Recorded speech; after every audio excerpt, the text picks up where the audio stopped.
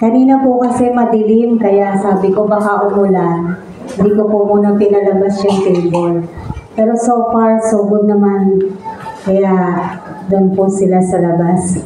Amen. Isang magandang umaga po sa ating lahat. Good morning! Batiin po natin yung mga kapatid natin. Good morning! God bless you!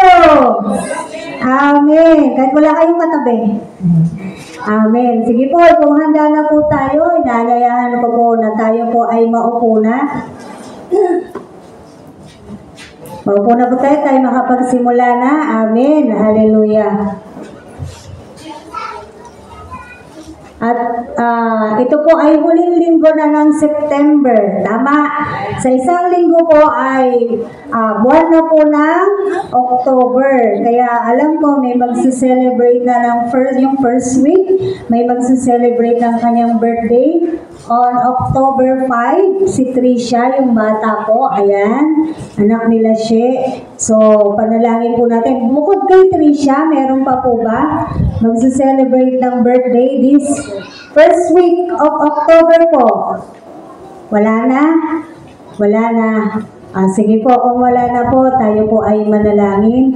Maraming salamat, Panginoong Hesus, sa umaga na to. Salamat sa kakayanan na meron kami. Salamat sa lakas. Salamat sa buhay. Maraming bagay kami pinagpapasalamat sa iyo. Kasi ang bait-bait mo, God. Kasi ang buti-buti mo. Kahit kami po ay nagkukulang. Kahit kami nagkakamali. Kahit kami nagkakasala. Kahit kami punong-puno ng kahinaan, ikaw pa rin ang tunay na Diyos na nagmamahal sa aming mga tao. Kaya salamat sa walang sawa mong pagtanggap, sa walang sawa mong pag-unawa, at sa walang sawa mong pag-ibig sa aming Panginoon. Dalangin namin ang umaga na to, ang araw na to, ay maluwalhati ka po namin simula pa kanina na nagsimula ang gawain, O Diyos. Yung pagpunta namin dito, nawa, O God, nalulugod ka na sa aming mga buhay. Paano ka namin pinupuri, pinasasalamatan, at sinasamba. Sa lahat po ng aming ginagawa, nawa, O Diyos, nag-glorify ka namin.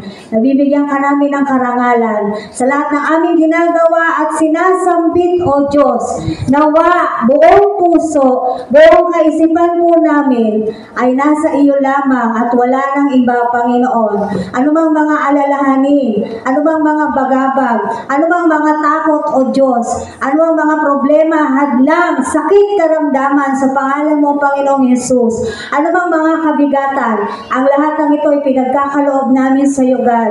Dahil kung wala ka sa aming mga buhay, wala po kaming kakayanan at wala po kaming magagawa, O Diyos. Kaya salamat po, Panginoon, for making us able to do the things that we needed to do every day in our lives, Lord God. And thank you for the lives that we have right now. At salamat din sa buhay ni Trisha na magse-celebrate ng kanyang birthday on October 5. Pagpalain mo ang buhay ng bata na to, Panginoon, at patuloy na lumaki siya na may takot sa iyo at bigyan mo siya ng karunungan sa kanya pong pag-aaral, O God.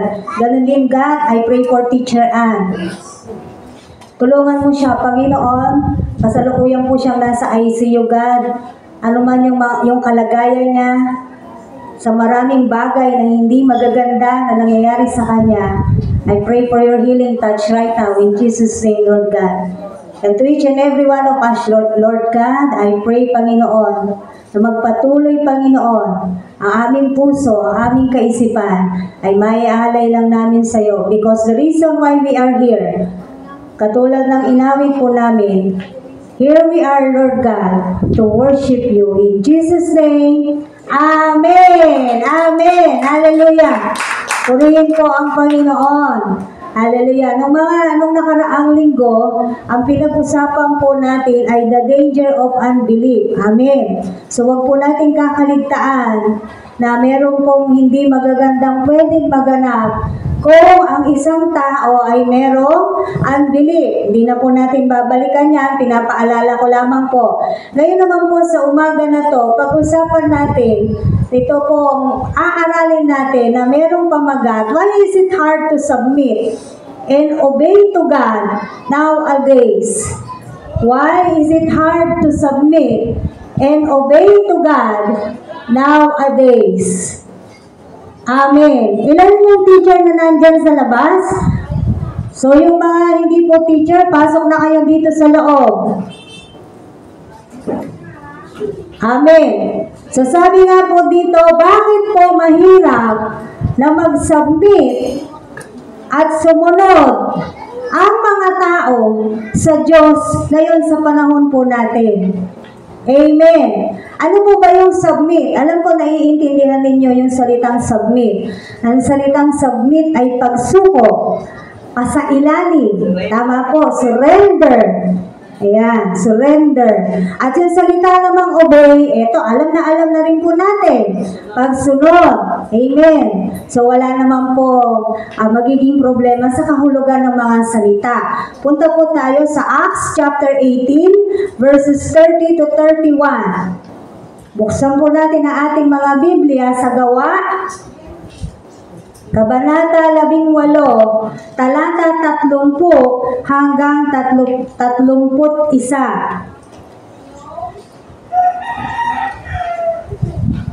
Acts 18, verses 30 to 31. Sorry po, mali po. This is Acts 17. Pasensya na kayo.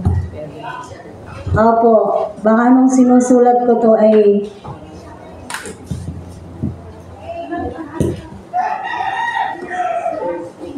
Acts 17 po, sorry. Acts chapter 17. Doon po muna tayo sa verse 30 hanggang 31. This is our main verse. Nakita na po lahat? May Biblia? Binuksan na po?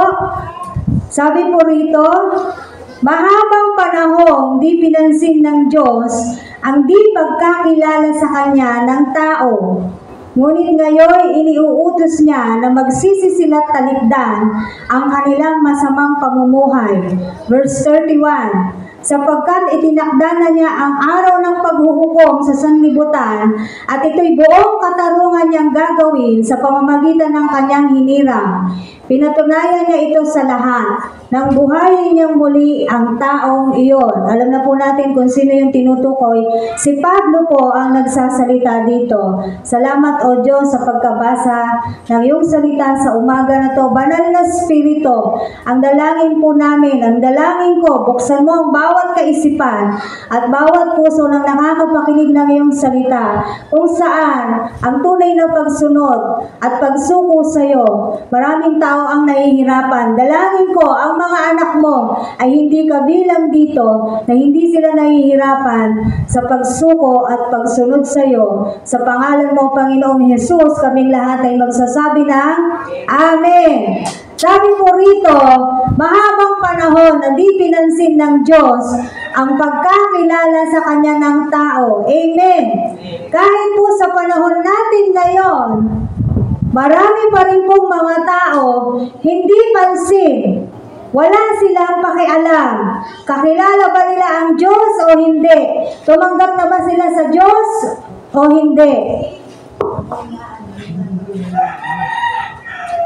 Tumanggap na ba sila sa Diyos o hindi? Amen. Marami pong mga tao hindi pumapansin sa gawain ng Panginoon. Nag-uusap kami kanina ng mga nanay natin, mga kabataan natin, sila Nanay Saling, Tatay Inyong, Nanay Elia. Sabi nasa ng mga tao, kung di ko alam kung bakit wala pa sila. No? At napunta yung pag-uusap din namin sa kapaligiran, yan naman ay halos napuntahan na po natin, halos nahayuhan natin, halos nabahaginan na po natin ng salita. Pero nasaan sila? Wala. Hindi pansin.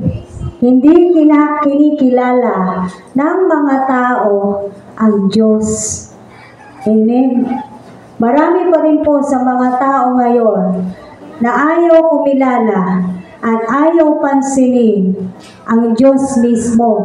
Kasi kung papansinin nila ang Diyos, ang pag-iimbita sa ganitong uri ng gawain ay hindi po magiging mahirap sana sa mga mananampalataya na katulad po natin. Amen, mga kapatid. At sa totoo lang, kahit po sa mananampalataya na, meron pa rin mga pagkakataon, mananampalataya na, mahirap pa rin silang imbitahin.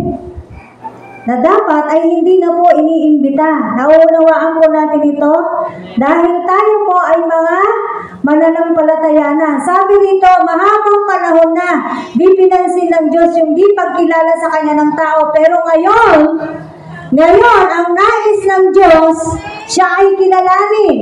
Ngayon ang panahon na ang nais ng Diyos, siya ay pansinin. Ngayon ang panahon, ang nais ng Diyos, siya ay sambahin. Ngayon ang panahon, ang nais ng Diyos, ang tao ay magpasakop sa Kanya. Ngayon ang panahon, ang nais ng Diyos, ang tao ay sumunod sa Kanya. Bakit? Sabi sa verse 31, sapagkat itinakdana niya ang araw ng paghuhukom kanino? Sa sanlibutan. At ito'y buong katarungan niyang gagawin sa pamamagitan ng Kanyang hinirang, sa pamamagitan ng ating Panginoong Hesus. So meron po talaga na paghuhukom na magaganap. Amen.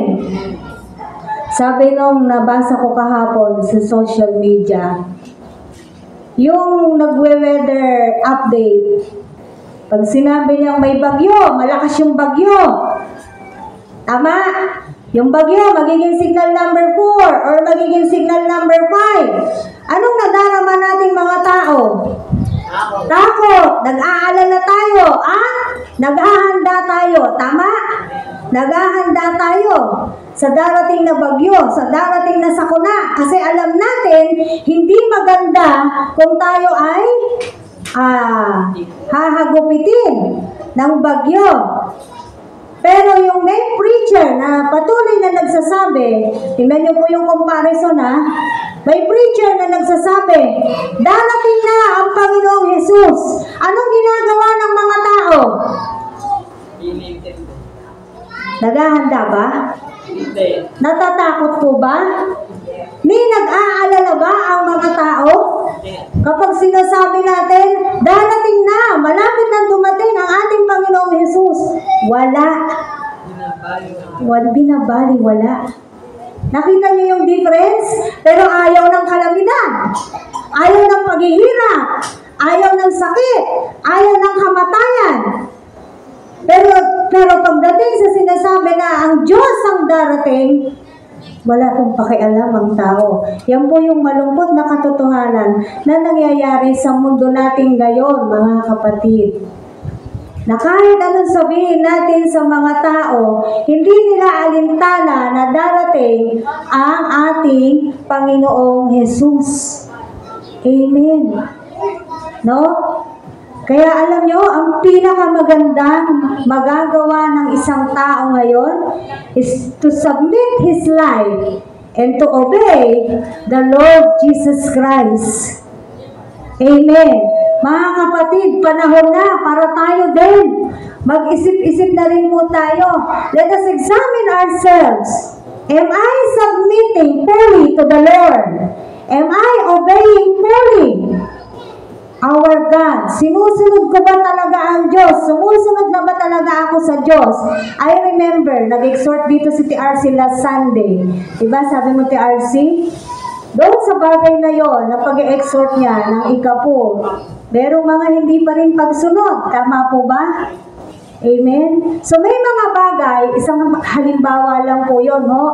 May mga bagay pa rin sa mga buhay natin na hindi natin nasusunod ang Diyos. May mga bagay sa buhay natin, may bahagi sa buhay natin na hindi pa rin natin naisusuko sa Diyos.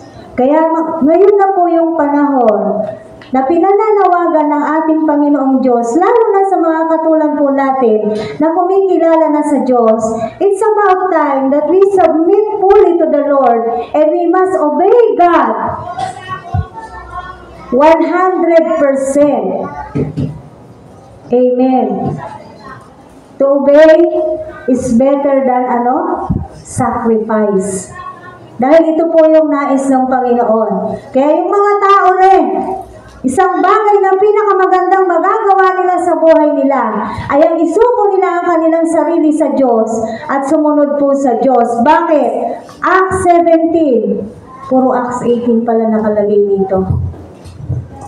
Punta po tayo sa Acts 17, verses 24 to 27. Hihimayin po natin ito sa Atenas, ito sa Acts 17. Kasi ang kwento po nito, si Pablo, habang hinihintay niya yung ibang kasamahan niya, no? Kung babasahin niyo po yung verse 16, napansin niya na punong-puno ng Diyos-Diyosan yung lugar na yon. Basahin niyo na lamang po ng buo sa inyong mga tahanan. Kung bakit ganito po yung mga pananalita ni Pablo, na punong-puno ng Diyos-Diyosan. At sabi diyan din ni Pablo, napansin ko rin na abala kayo, buhos na buhos ang inyong kalooban sa relihiyon. Sabi ni Pablo sa verse 22, mababasa po natin yan doon. No, na ang mga tao ay buhos na buhos ang kanilang kalooban sa kanilang relihiyon. Tandaan po natin, inuulit-ulit po natin, hindi po maliligtas ng relihiyon ang tao. Ang pakikipagrelasyon po sa Diyos ay hindi po relihiyon. Amen. So punta po tayo sa verse 24. Sabi po rito, ang Diyos na gumawa ng sanlibutan at ng lahat ng naroroon. Nawa, binabasa niyo po yung Bible niyo. Ang siyang Panginoon ng langit at lupa. Kaya hindi siya tumatahan sa mga templong ginawa ng tao. Hindi sa siya'y nangangailangan ng anuman, kaya siya pinaglilingkuran ng tao, sapagkat siya ang nagbibigay ng buhay, hininga, at ng lahat ng bagay sa sangkatauhan. Mula sa isa'y nilikha niya ang lahat ng lahi sa balat ng lupa. Itinakda niya ang kanya-kanyang panahon at hangganan. Verse 27. Ginawa niya ito upang hanapin nila ang Diyos. Baka sakaling sa kanilang pag-aapuhaw ay matagpuan siya. Ang totoo, hindi naman siya malayo sa bawat isa sa atin, sapagkat hawak niya ang ating buhay, pagkilos at pagkatao. Doon po muna tayo. Nakita po natin to.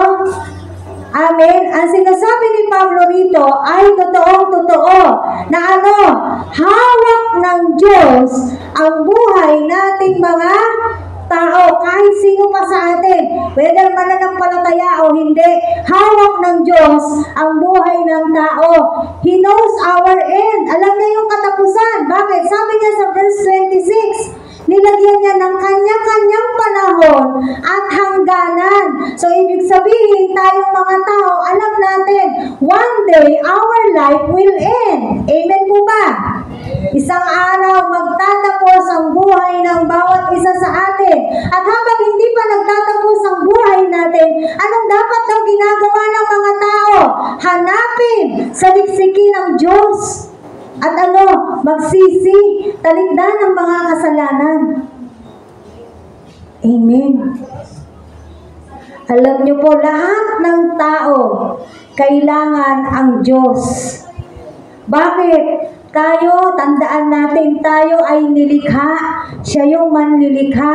Alam ng manlilikha, ano ang kailangan ng kanyang nilikha. Alam ng manlilikha, hanggang kailan tong nilikha niya. Alam ng manlilikha, anong kalagayan ng nilikha niya. Alam niya lahat. Alam niya yung sitwasyon po natin ngayon, mga kapatid.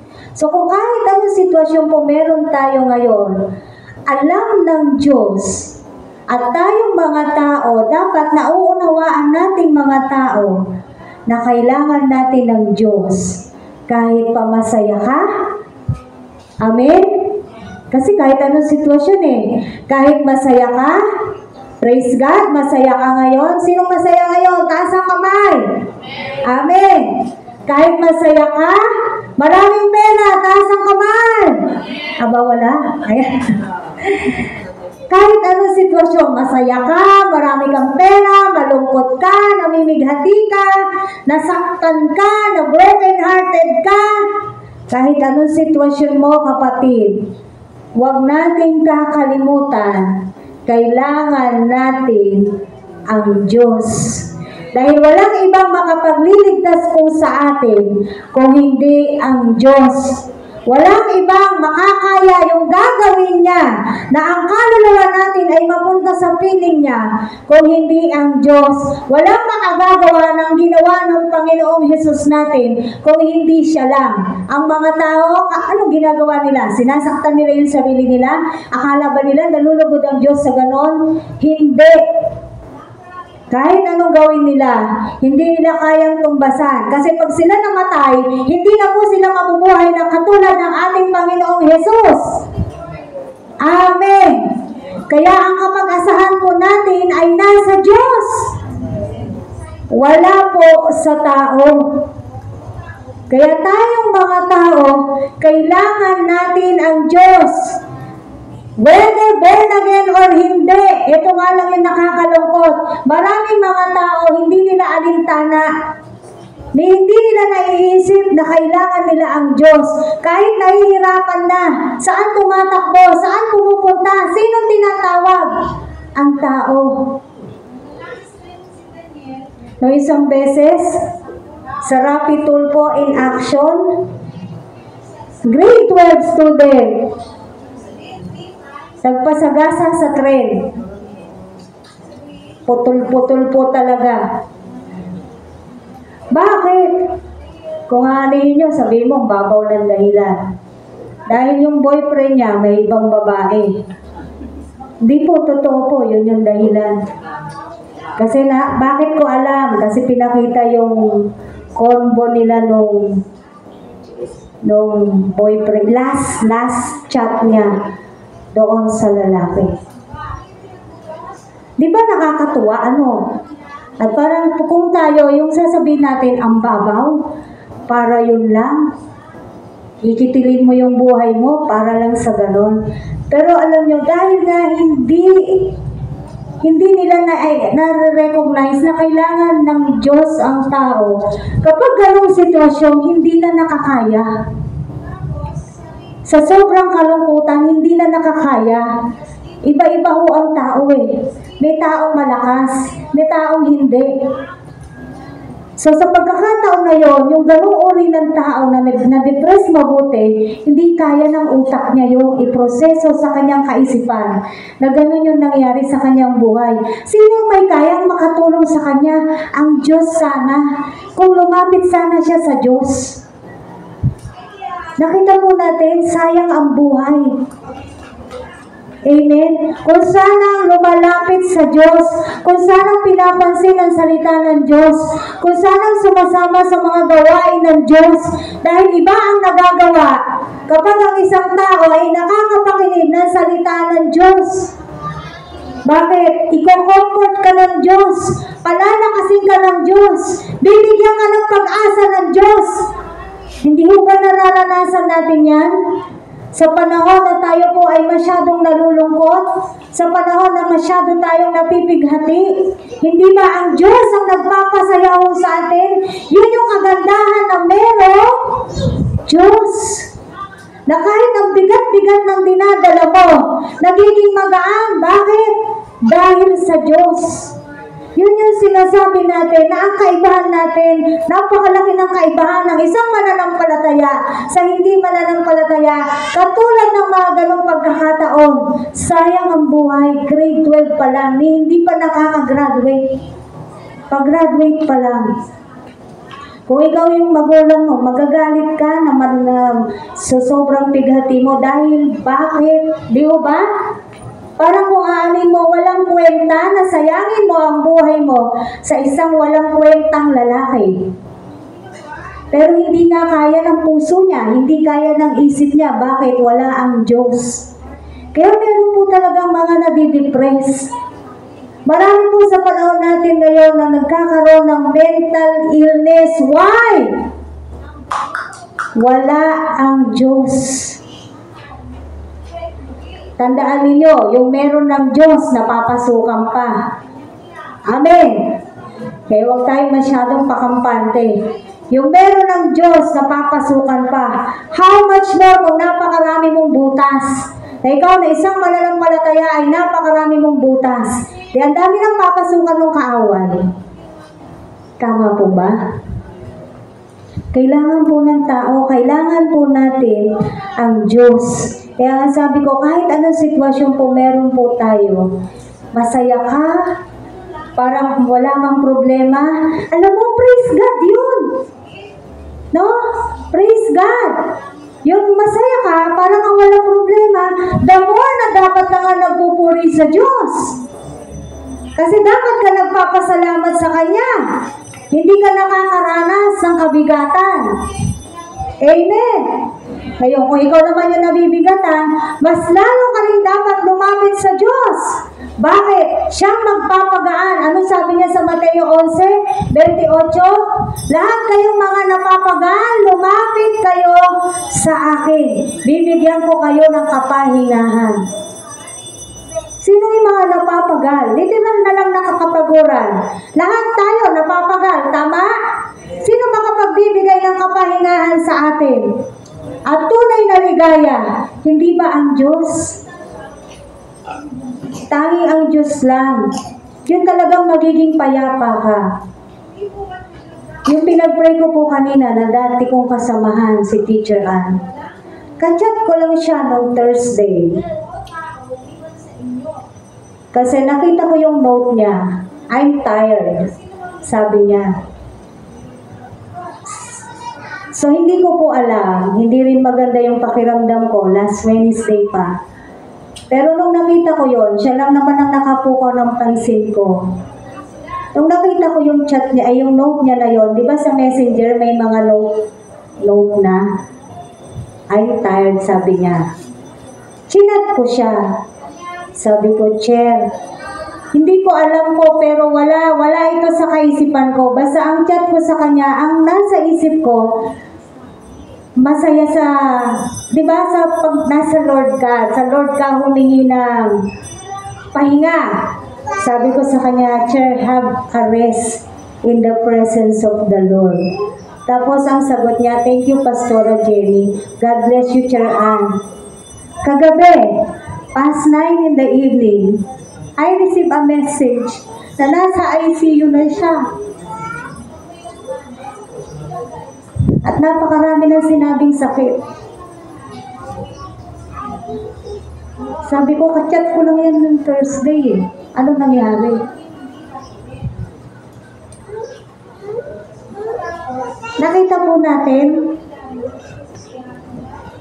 yung buhay na meron tayo na akala natin pagkalakas-lakas natin, darating yung ending. Ang tanong kasi dyan, pag nag-end na, yun yung laging tanong.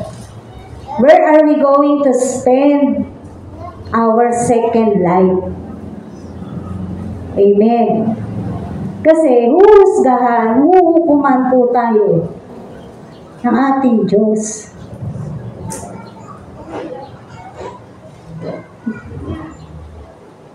Nalulungkot lang po talaga ako.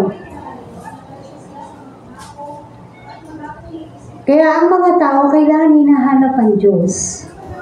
Tayong mga tao, hinahanap natin, sinasaliksik po natin dapat ang Diyos. Bakit? Kailan? Ngayon. Kasi sabi sa Isaiah 55. Basahin po natin. Isaiah 55 verses 6 to 7.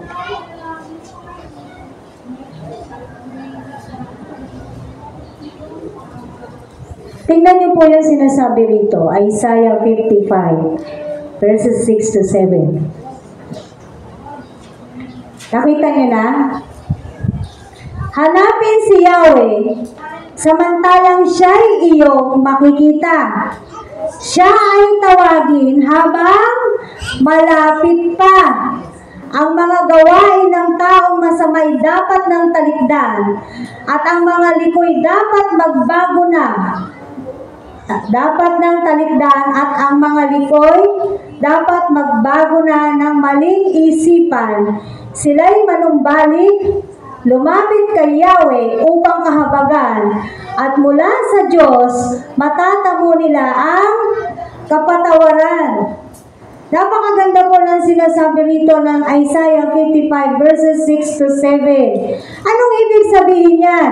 Hanapin mo si Yahweh samantalang siya'y iyong makikita. Siya ay tawagin habang malapit pa.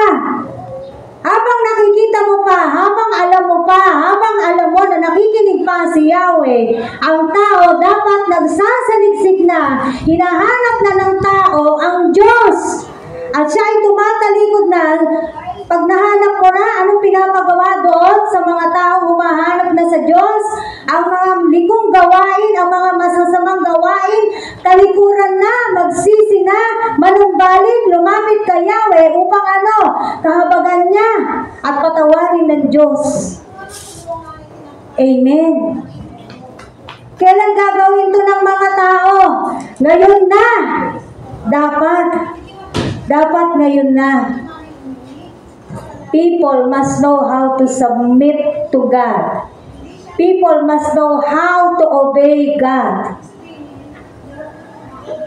Kahit po nagpapatuloy tayo sa buhay po natin, lalo na po tayong mga mananampalataya, ayan sinabi ko kanina, limiin natin ang ating mga sarili. Ako ba talaga ay nagpapasailalim sa aking manlilikha? Ako ba talaga ay nagpapasailalim sa aking tagapagligtas? Ako ba talaga ay napapasailalim ng aking Diyos? Ako ba ay marunong sumunod? Ako ba ay masayang sumusunod sa aking Diyos? Ako ba ay masayang sumasamba sa aking Diyos? Ako ba ay masayang naglilingkod sa aking Diyos? Ako ba ay masayang nagbibigay sa aking Diyos? Lahat ng po na yan, lilimiin po natin ang ating mga buhay. Amen. Darating ang araw, lahat ng mga ginagawa natin, mawawala na po lahat ng ito. Sinasabi naman sa Biblia, lahat ng bagay ay may katapusan. Ano na lang ang matitira? Ang salita ng Diyos. Yun lang yung matitira. Amen. Kaya kailangan tayo po, lalo na po tayo na nakakakilala na tinatawag natin ang ating mga sarili na mga born again na. Tiyakin natin na tayo talaga ay nakakasunod sa ating Panginoon. Nagpapasailalim sa ating Panginoon. Amen. No? Sabi po sa James 4:7 or sa Santiago, pag sa NIV niyo po yan binasa, submit to God, resist the devil, and he will flee from you. Sabi po sa Tagalog, Santiago 4:7. Sabi po dito, kaya nga, pasakop kayo sa Diyos, labanan ninyo ang dyablo, at lalayuan niya kayo. Amen. Isa pang bagay, bakit kailangan natin magpasakop sa Diyos? Kasi nga meron po tayong kaaway. Itong kaaway natin na to, hindi naman po ito nagpapahinga. Itong kaaway natin na to, hindi siya tumitigil. Amen. Itong kaaway na to, lagi siya nagbabantay. Sabi nga sa Biblia, para siyang leon na umaatungal. Bakit? Naghihintay siya ng kanyang masisila. Naghihintay siya ng kanyang mabibiktima. By the way, para lang malinaw sa lahat, ang demonyo kinumpara sa leon. Tama? Katulad ng binanggit ko. May mababasa din tayo sa Biblia, ang Panginoong Jesus, He is the Lion of Judah. There is a big difference between the two, kahit pareho pong lion yung pinagkumparahan sa kanila. Itong lion na kinumpara yung demonyo, anong trabaho niya? Mambiktima, manila, pumatay. Yung lion na pinagkumpara sa ating Panginoong Jesus, bakit siya kinumpara sa lion? Because he is the king. And what is the best attribute of a lion? Paano nakilala ang lion? King of the jungle. Tama? Baka lang kasi maging kaisipan natin na si Jesus kinumpara sa leon. Kinumpara rin sa leon yung demonyo. Pero magkaiba sila ng ginagawa. At napakaiba po ng pagkakakumpara sa kanila. At kung papansinin ninyo, pag sinabing Lion of Judah, nakasulat po siya sa malaking titik. Amen. Kapag naman leon na ang ginagawa niya ay pagkukumpara sa demonyo, nasa maliit na titik po nakasulat. So there is a really big difference on that matter. Amen. Kailanman hindi magiging masama ang Diyos. Amen?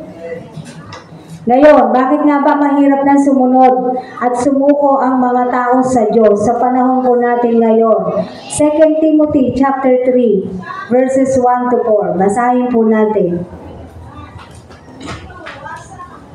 Sabi po rito, 2 Timothy chapter 3, verses 1 to 4. Nandiyan na ba kayo? Sa Tagalog po, meron siyang subtitle, Ang Mga Huling Araw.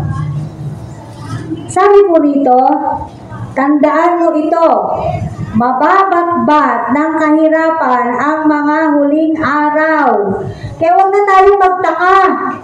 Amen. Nakasulat na yan, matagal na.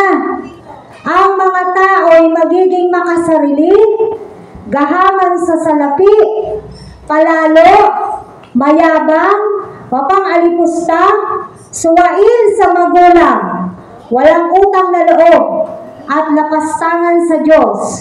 Bukod dito, magiging malupit sila, walang habag, mapanirang puri, mapusok, marahas, at mamumuhi sa mabuti. Verse 4, hindi lamang iyan. Sila'y magiging taksil, walang taros, inulit-ulit, palalo, at mahilig sa kalayawan, sa halip na sa mga bagay na ukol sa Diyos. Sa bandang huli, nasa huling araw na po tayo. Actually, napakalapit na nga eh. Sobrang lapit na eh. Kung ito, nasulat na ng pagkatagal-tagal ng panahon, mas lalo po tayong lumalapit sa panahon. Naunawaan po ninyo? Itong mga nasa Biblia, matagal na po itong naisulat.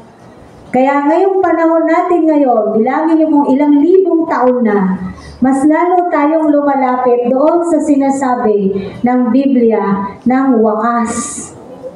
Sa huling araw, ito yung mangyayari, mababatbat ng kahirapan ang mga huling araw. Ano yung kahirapan na dadanasin? Kahirapan, naghihirap ka dahil sa Diyos. Nahihirapan ka dahil sa paglilingkod mo sa Diyos. Nahihirapan ka dahil sumusunod ka sa Diyos. Yun po yung paghihirap na sinasabi rito. Amen? At ano yung mga katangian ng mga tao? Tingnan ninyo, makasarili, gahaman, palalo, mayabang, mapang-alipusta, suwail sa magulang. Hindi mo ba nangyayari ito? Maraming mga anak ngayon, suwail sa magulang. Tama? Pansinin niyo yung generation natin ngayon. Iedad ang bata ng 3, 4 na taon, 5 taon. Hindi ba nahihirapan na ang magulang na suwituin ng mga ganyang edad ngayon? Amen po ba? Sa totoo lang, umamin po kayo. Kapag ang bata ngayon, umedad na ng 3, 4, 5, nahihirapan ng suwituin ng bata. Ngayon, sinong may tungkulin para masuweto yung ganong bata? Sino po? Magulang. Pero ang generation natin ngayon, sino nang natatakot sa bata? Magulang na. Pag umiyak na yan, ito na, cellphone. Napansin nyo? Ganyan na. Huwag ka nang umiyak, ito na. Pag sinabing gusto ng candy, umiyak. Ayaw tumigil sa kakaiyak, sabi. O, bili ka na, bili ka na. Sino sumusuko? Magulang. Kaya yung bata, naiisip niya, susunod ka pala sa akin eh. Matatalino ang mga bata. Amen? Kapag nakita nila na namamanipulate nila yung mga tao sa paligid nila, gagawin at gagawin nila yan. Psychology says, not Jenny says.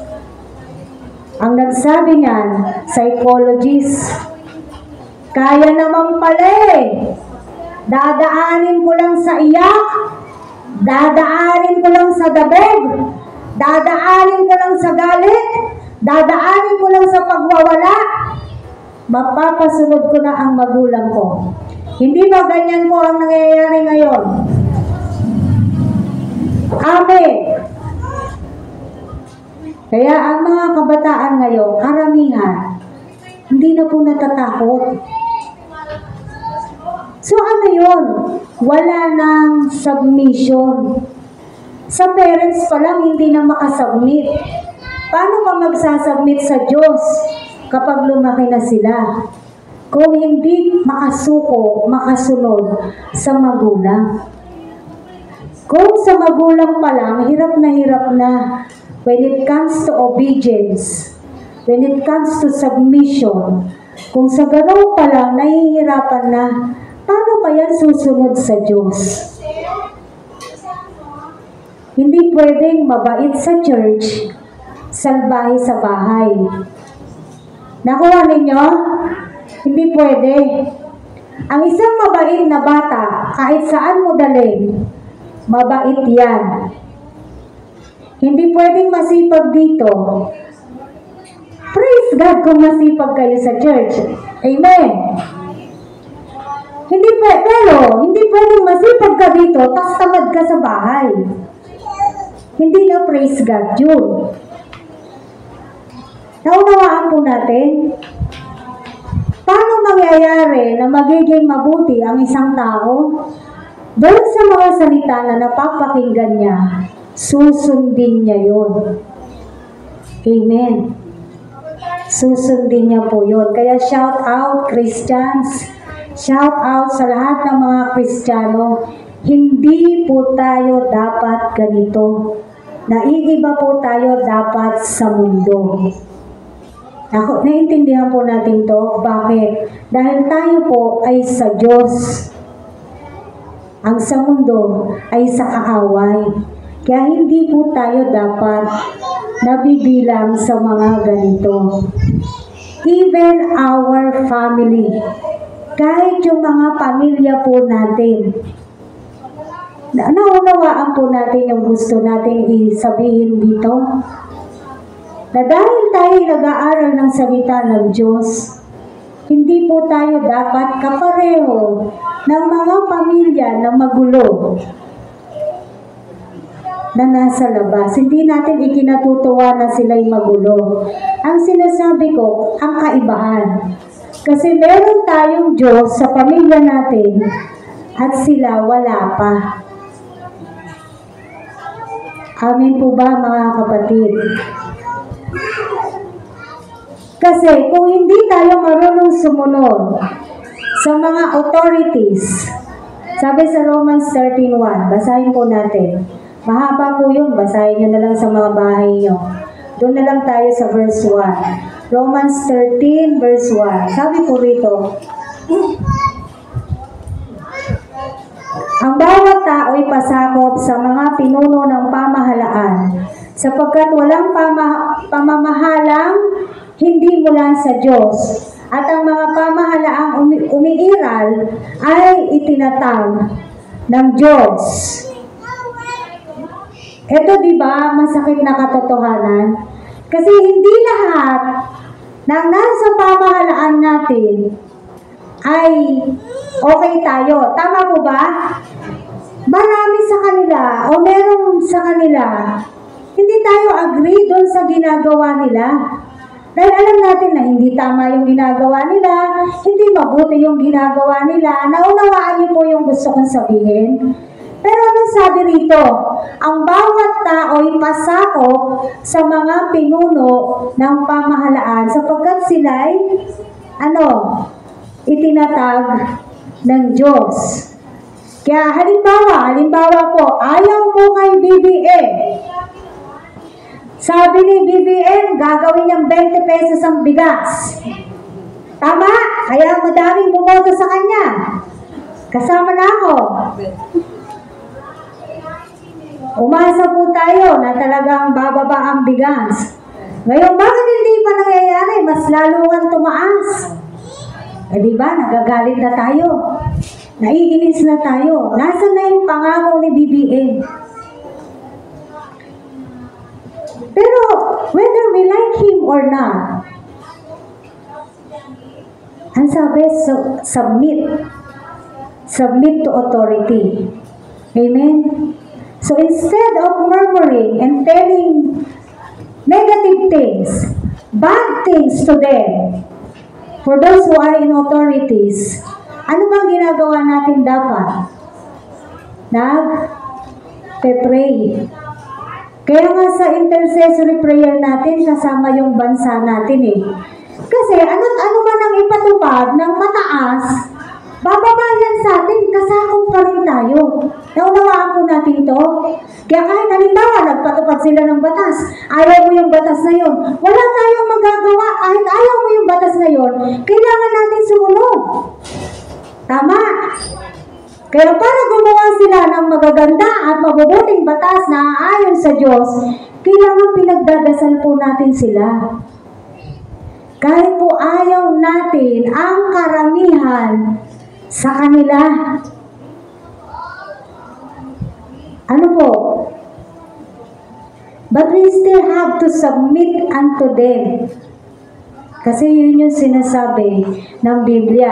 Ngayon, itong mga tao na to, na nasa authority, na hindi gumagawa ng tama, mananagot sila sa Diyos. Huwag tayong mag-alala. Meron po silang pananagutan sa Diyos. Hindi po natutulog ang Diyos. At hindi po bulag ang Diyos. Para hindi niya malaman at hindi niya makita ang mga ginagawa nila hindi tama, silang mga nasa authority. Silang mga nananamantala sa kanilang mga posisyon. Amen. Sa Senate na ngayon sabi ko, ano bang saysay nung ginagawa nila kay Alice Go? Nakakapanood kayo nun? Ano ba kaso ni Alice Go?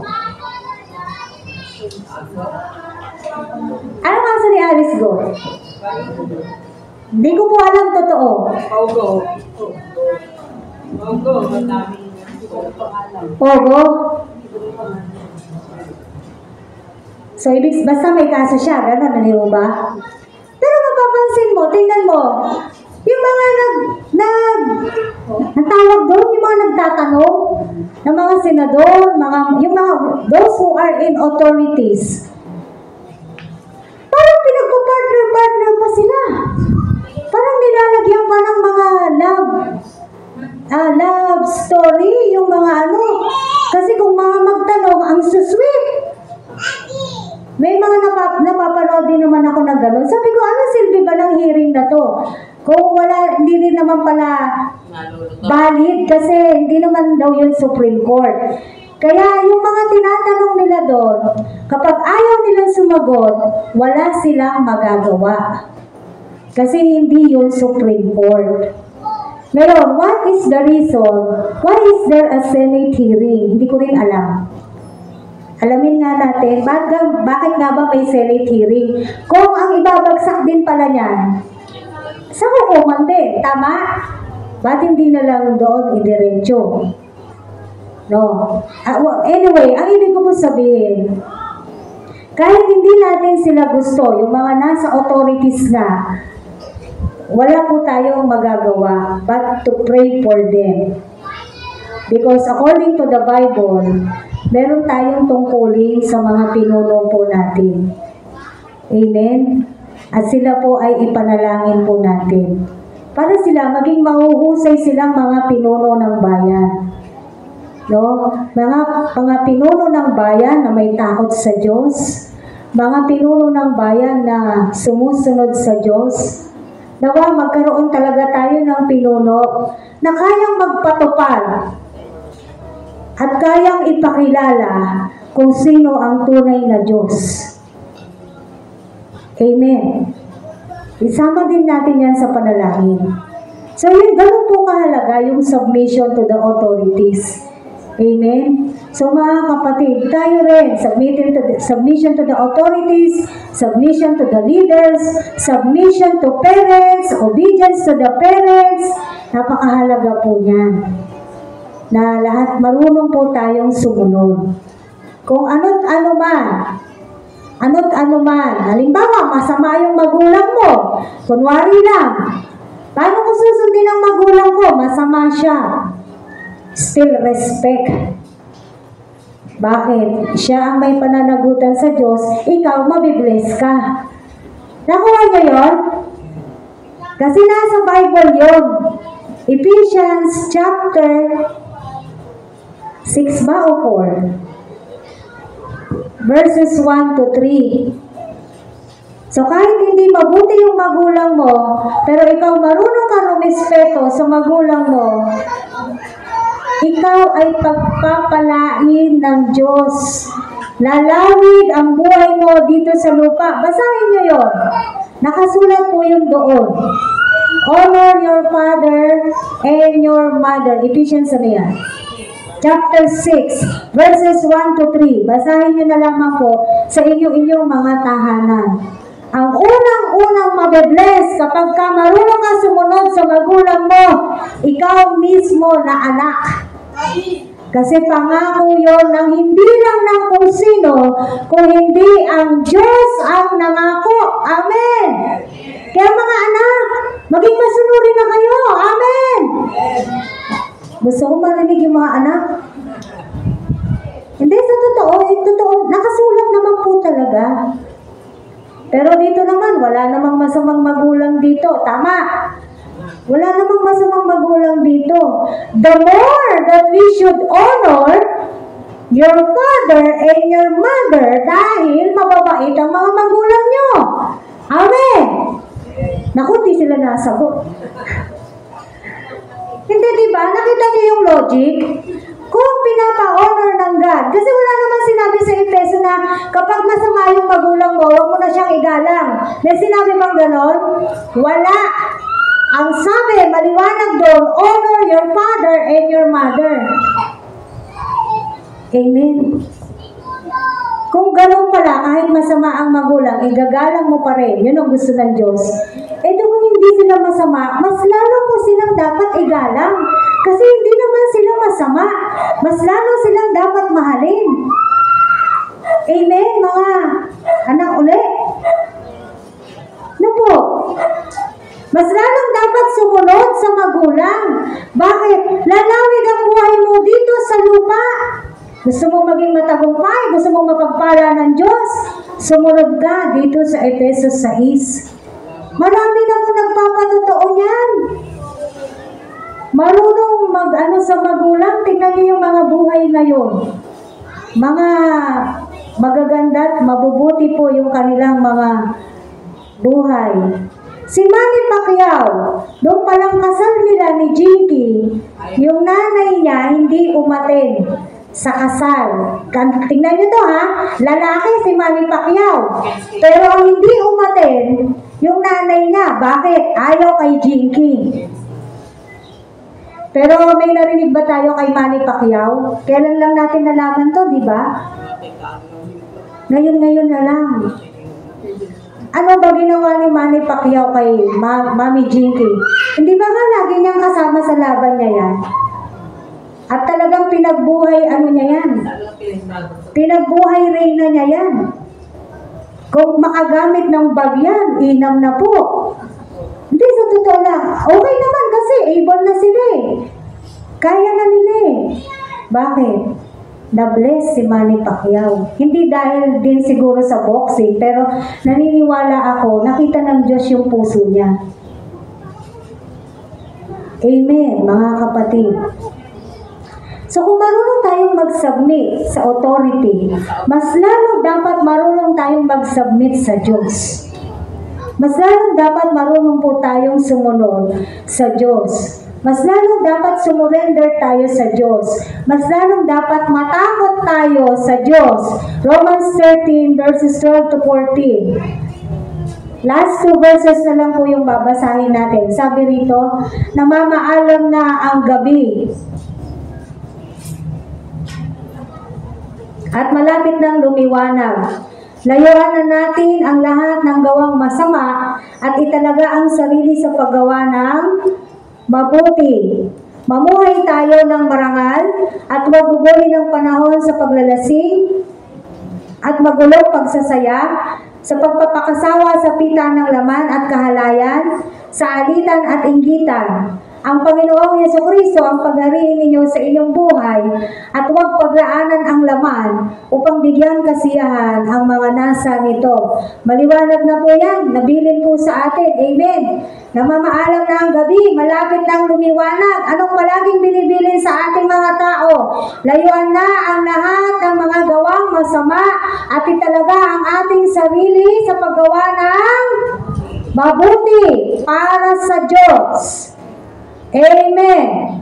Romans 14, 11 to 12. Sa kabila lang po.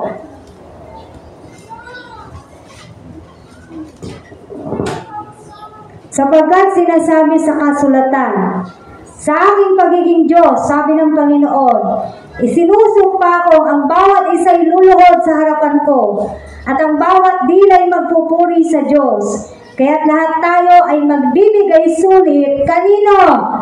Sa Diyos. Amen.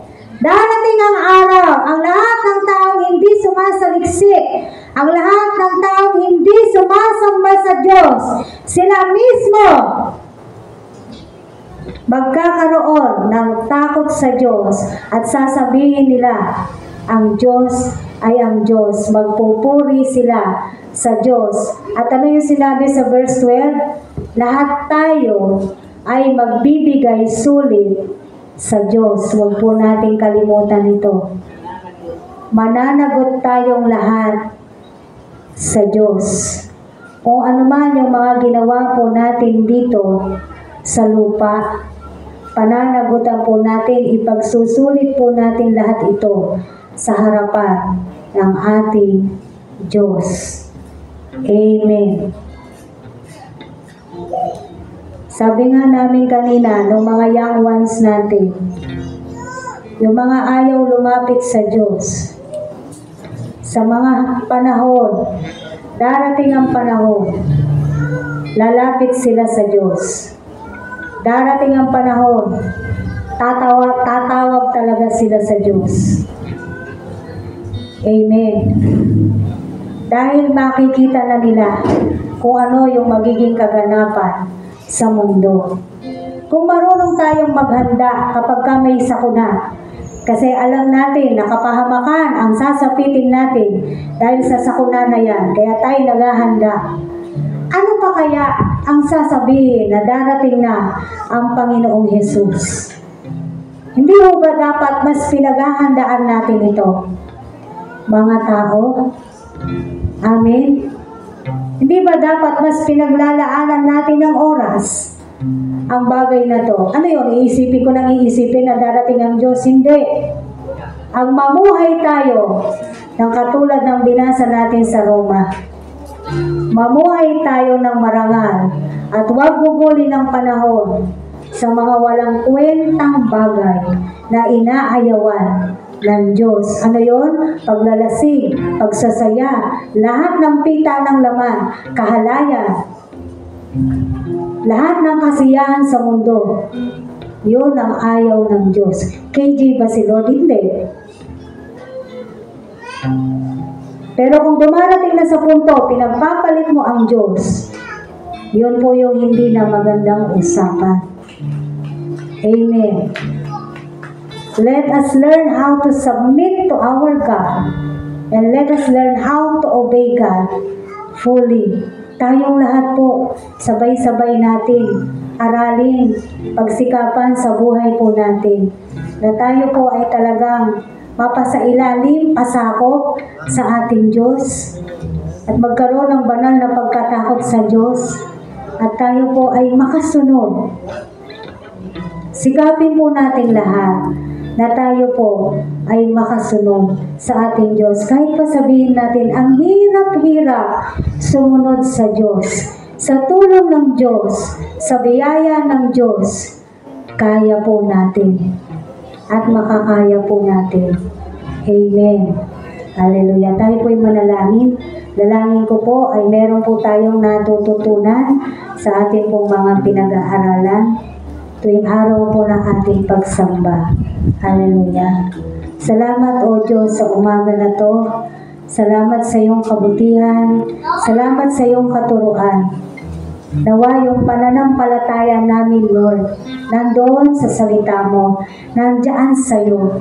Nawa yung pananalig namin, hindi mawala, hindi manlamig, hindi manlupaypay, hindi manghina, anuman ang sitwasyon meron kami, bagkos mas lalo kaming lumapit sa iyo, mas lalo kaming tumawag sa iyo, mas lalo kaming maglingkod sa iyo, mas lalo kaming sumunod sa iyo, O Diyos, at mas lalo kaming magpasakop sa iyo. Batid mo ang mga kapagalan namin dito sa lupa. Batid mo ang lahat ng mga sakripisyo. Batid mo ang lahat ng kalingkuran. Batid mo ang lungkot at pagdurusa. Batid mo ang mga luha na nailalaan dahil sa kalingkuran sa iyo, O Diyos, at dahil sa iyo mismo. Batid mo, Panginoon, ang mga persecution na pinagdadaanan ng iyong mga anak, O God. Ang lahat ng ito ay batid mo, O Diyos. Ang lahat ng ito ay susuklian mo pagdating ng araw. Sabi mo sa iyong salita sa Korinto, kung ano ang ipinlano na ng Diyos sa kanyang mga tapat na anak, no eye has seen, no ear has heard, and no mind can know what God has in store for us. Pero anong sigurado doon? He has these very beautiful things sa lahat ng magiging tapat sa Kanya hanggang wakas. He has this very beautiful reward sa lahat ng magiging tapat sa Kanya hanggang wakas. He has this very amazing love sa lahat ng makakatagal sa piling ng Diyos at mananatiling tapat sa Kanya. Kahit kailan, ang salita ng Diyos, sinabi sa Isaiah, hindi yan magiging invalido. Hindi babalik sa akin ang salita ko na hindi yan magaganap. So ano man ang sabihin ng Diyos, ano man ang pinangako ng Diyos sa kanyang mga tapat na anak, gagawin niya at mangyayari. Kaya Lord, salamat. Salamat sa kabila ng lahat ng aming pinagdadaanan. There will come a time, sabi mo nga, sa piling mo wala nang pagluha. You will turn our mourning into dancing, Lord. At kaming mga nagpapagal sa pagtatanim, bibigyan mo ng kagalakan. Kaya salamat po. Salamat sa mga nananatiling tapat sa iyo hanggang ngayon. At nawa kaming lahat, manatili kaming tapat hanggang wakas. Bagaman sa ngayon, kakaunti pa rin kami, O Diyos. But we just trust you in your word. And we will keep on obeying you. While waiting for your promise, we will keep on obeying you, Lord God, to go and make disciples. To go and share your word. We will continue to go and preach the word in season and out of season, in sickness and in health, Lord God, we will obey. Kasi yung buhay namin galing sa iyo. Sa iyo ang lahat ng ito, O Diyos. Ano bang meron kami ngayon? Yes, pinagpagalan po namin ito. Pero yung lakas kung bakit kami nakagawa at kami nakapagpagal at nakapagtrabaho, galing yun sa iyo. Kaya salamat po. Walang hanggang pasasalamat mula sa aming puso. Maging ang buhay na meron kami ngayon at lakas na meron kami ngayon. Extend our territory, Lord, in all aspects of our lives. Extend the territory of SCM in Jesus' name. Our faith, Lord, mapuno lang ang lugar na to. Pero kaya mo tong gawin, Panginoon, nang higit pa doon sa pananampalataya namin. Kaya ikaw ang magpapadala ng mga tao na sasamba at magpupuri sa iyo, O Diyos. Basta kami patuloy na magpapagamit sa iyo at patuloy na susunod sa iyo. At nawa patuloy kaming magpasakop sa iyo, Panginoong Yesus. Magkaroon kami ng banal na pagkatakot po sa iyo. Purihin ka, O aming Ama. Dakilain ka, aming Panginoong Yesus. Salamat, banal na Espiritu, sa pananahan mo sa aming mga puso. In Jesus' name, Amen.